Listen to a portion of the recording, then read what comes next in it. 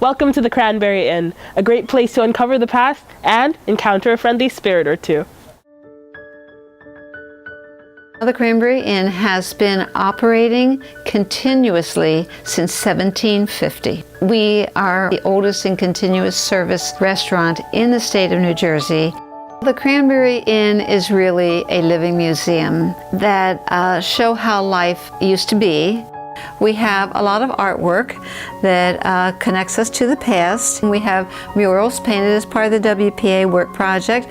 We have carved oak fascia board that depicts life in Colonial Cranbury. Albert Einstein would come to the Cranbury Inn to visit with his friend, the owner of the inn, Adrian Van Ravenston. We do have a lot of supernatural stuff that goes on here. I like to think of it as the permanent residents of the inn. They help to keep the inn safe, and we love them. This is their home, and we are visitors or guests in their home. Come to the Cranbury Inn to uncover some history and explore the mystery.